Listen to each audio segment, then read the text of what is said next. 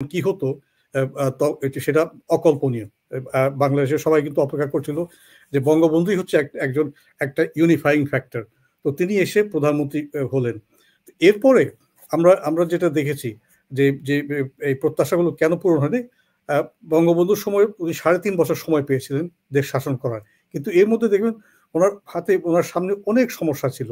একটা তো হচ্ছে যে যারা পাকিস্তানের পক্ষে যারা কাজ করছিল পাকিস্তানি দোসর হিসেবে, তখন কিন্তু ওরা কিন্তু তখনও লুকিয়ে আছেন। তাদেরকে পুরোপুরি দমন করা হয়নি।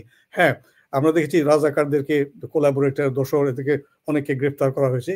কিন্তু বাকিরা কিন্তু রয়ে গেছেন এবং তারা ওইভাবে প্রপাগান্ডা চালাচ্ছেন। এবং এরপরে আমরা এটাও দেখেছি যে পাকিস্তানে কয়েকজন আপনার প্রভাবশালী বাঙালি রয়ে গেছিলেন। যে সিলেটের মাহমুদ আলী ছিলেন, হামিদুল হক চৌধুরী ছিলেন যিনি পাকিস্তান অবজারভারের মালিক ছিলেন। তারপরে নুরুল আমিনকে আমরা দেখেছি, তিনি ভুট্টো পাকিস্তানের প্রেসিডেন্ট, তিনি আবার ভুট্টোর সময় পাকিস্তানের ভাইস প্রেসিডেন্ট।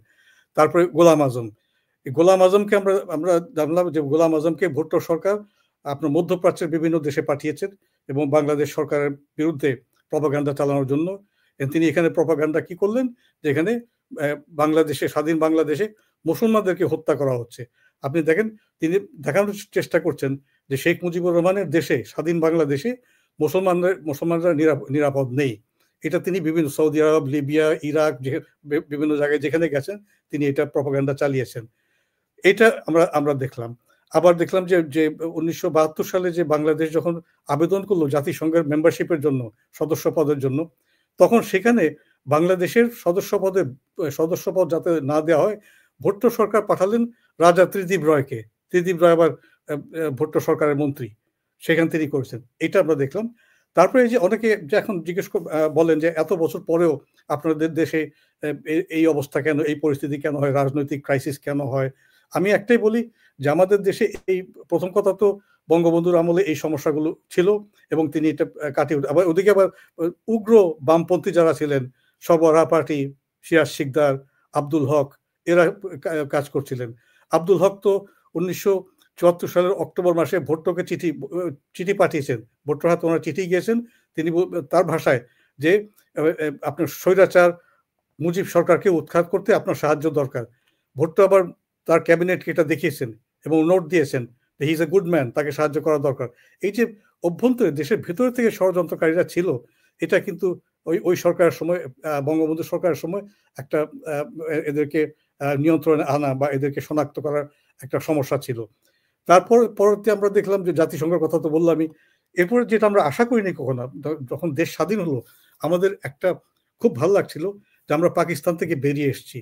পাকিস্তান একটা সামরিক রাষ্ট্র হয়ে গিয়েছিল। আমরা দেখলাম আইয়ুব খান ছিল, ইয়াহিয়া খান ছিল। এর আগে কোনো গণতন্ত্র ছিল না। একটা নির্বাচন হলো, যে নির্বাচনের মাধ্যমে পাকিস্তান ভেঙে গেল। তো আমরা আশা করছি একটা পুরোপুরি গণতান্ত্রিক একটা দেশ আসবে। কিন্তু ১৫ই আগস্টে সেই আশাটা আমাদের ধূলিসাৎ হয়ে গেল। বঙ্গবন্ধুকে সপরিবারে হত্যা করা হলো। এরপরে আমরা দেখলাম আবার ৩রা নভেম্বর ৪ জন নেতাকে হত্যা করা হলো জেলে। তারপরে দেখলাম সামরিক শাসন এলে গেল। যেই সামরিক শাসন আমরা আশা করিনি। আমরা ধরে নিয়েছিলাম যে সামরিক শাসন আমরা পাকিস্তানে দেখেছি, বাংলাদেশে আমরা সেটা দেখব না।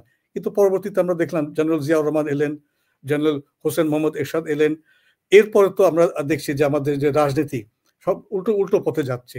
তো এই যে আমাদের যে প্রত্যাশার কথা বললেন, আমাদের প্রত্যাশাগুলো এইসব কারণে কিন্তু এই প্রত্যাশাগুলো আর ঠিক রইল না।